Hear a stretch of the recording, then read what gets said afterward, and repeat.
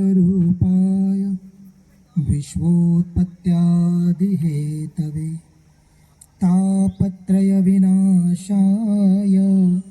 श्रीकृष्णाय वयं नुमः।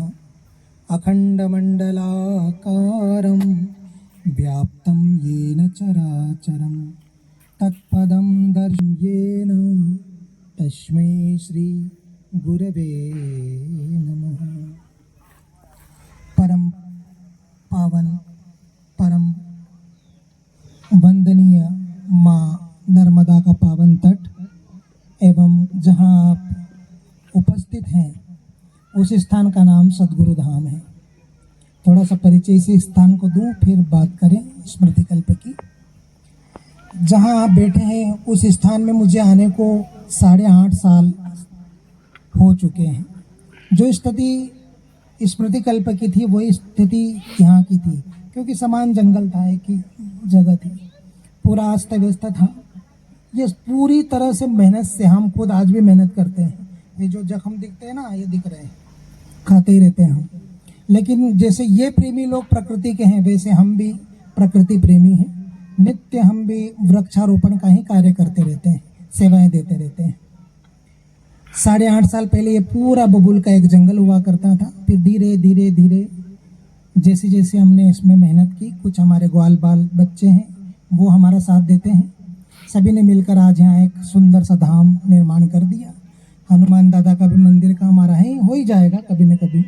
कल एक भगत जी आए थे, हमारा उस स्मृति कल्प के बीच के पिल्लर पे माँ नर्मदा का एक छोटा सा मंदिर बनाना है, तो उन्होंने उनके तरफ से एक मार्बल की सुंदर 1 लाख रुपए की मूर्ति का दान कल बोल के गए। तो ये, और देखो बंधुओं, समय ज़्यादा हो तो आप शायद ये भी सोचेंगे कि लंबा ना बोले, लेकिन हमेशा एक भाव मेरे मन में आता है, हमेशा लड़कों को बोलता हूँ कि मुझे तो निमित्त बनाया है। यहाँ पर कोई महान ऋषि की तपस्थली है ये, जो शरीर तो उनका पूरा हो गया लेकिन आत्म रूप से वो आज भी उपस्थित है। क्योंकि जो नर्मदा पुराण में आया है कि कमंडल से कमंडल टकरा रहे हैं, तो यूं ही नहीं टकरा रहे हैं। आज भी ऐसे दिव्य दिव्य महापुरुष हैं जिनके शरीर तो नहीं दिखाई देंगे, लेकिन सूक्ष्म रूप से वो सभी जगह माँ नर्मदा के तट पर आज भी तपस्यारत हैं। तो यहाँ ये भूमि कोई एक दिव्य महापुरुष की है, जिसके लिए हमको चुना गया और निमित्त बनाया गया। आज हमारे देवकर्ण भाई इंदौर चितावत, तो इंदौर रहते उन्होंने कहा, लेकिन चितावत के हैं। उनको पहले तो जन्मदिन की बहुत बहुत शुभकामनाएं। आपके सद्भाग्य हैं कि आप माँ नर्मदा के तट पर जन्मदिन मना रहे हैं, नहीं तो लोगों को ऐसी बुद्धि कहाँ आती है और ना जाने क्या क्या करते हैं जन्मदिनों पर। लेकिन सार्थक जन्मदिन यही है कि माँ नर्मदा के तट पर आपने सुंदर भोलेनाथ जी का अभिषेक किया और सभी को अन्नदान भी दिया, वृक्षारोपण भी आपके द्वारा होगा। ये बहुत सद्भाग्य की बात है। थोड़ी सी बात स्मृति कल्प की करें। 2 साल हो गए, 2.5 साल, 2 साल हो गए। तो 2 साल पूर्व हमारे ये जो पूरा ग्रुप है हमारा स्मृति कल्प परिवार, तो एक दिन वो हमारे पास आए जब वो शुरू करने वाले थे।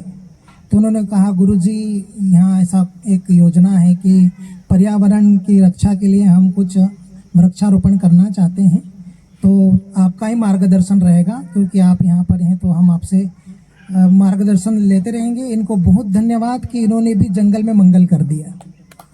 और बंधुओं, शास्त्र कहते हैं कि जो दे उसको देवता कहते हैं। देवता और असुर इसी पृथ्वी पर है, कहीं ऊपर व्यवस्था होगी वो बात अलग है, लेकिन यही मानव के अंदर ही वृत्ति के रूप में देवता रहता है और इसी एक वृत्ति के रूप में दानव भी रहता है, राक्षस भी रहता है। दोनों हमारे भीतर हैं। जो दूसरों को सुख देने की चाह रखते हैं, कुछ अच्छाई देने की चाह रखते हैं, जो जिनके अंदर परमार्थ की चाह है, वो देवता है। और किसी का छीनना चाहते हैं, किसी का बुरा करना चाहते हैं, किसी को दुखी देखना चाहते हैं, वो इस धरती पर मानव शरीर में ही राक्षस है। तो जो देते हैं उनको देवता कहते हैं। एक वृक्ष लगाने पर ना जाने हमें कितना कितना परमार्थ कर जाते हैं। शायद हमको उसका ज्ञान भी नहीं हो। शास्त्र तो ये कहता है कि अब अगर आप एक वृक्ष लगाओ तो एक गांव को पालने के बराबर है। एक पूरे गांव को पालो वो एक तरफ, और एक वृक्ष को छोटे से बड़ा करके पाल के एक बड़ा आकार दे दो तो समझ लो आपने एक गांव को ही पाल लिया है। तो बहुत धन्यवाद स्मृति कल्प के पूरे परिवार को। रात दिनों मेहनत करते हैं, अपने खर्चे से कार्य करते हैं, उसमें जो सहयोग भी आप सब दे रहे हैं। परमार्थ के लिए सहयोग करना ही सच्चा दान है, और ऐसी जगह पर दान देना जहाँ उचित है, नहीं तो जहाँ पहले से ही करोड़ों का ढेर लगा है उसमें और ढेरी मारते चले जाओ तो वो ठीक नहीं है।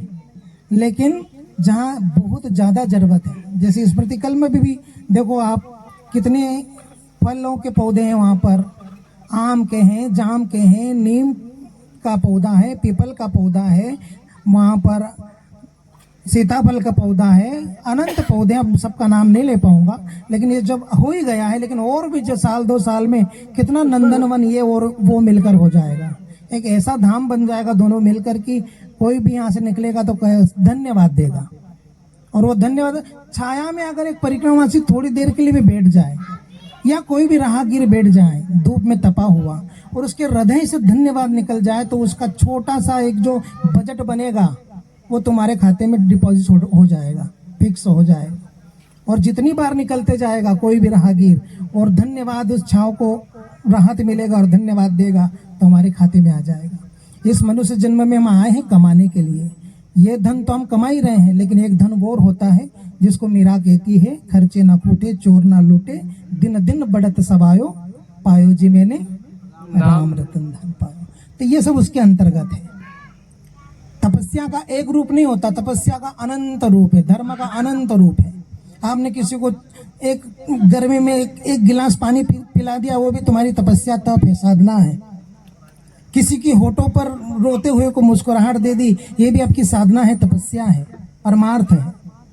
मैं प्रवचन करूंगा तो लंबा होगा, ज़्यादा मुझे बोलना नहीं, लेकिन आप मेरे भावों को समझ रहे हैं।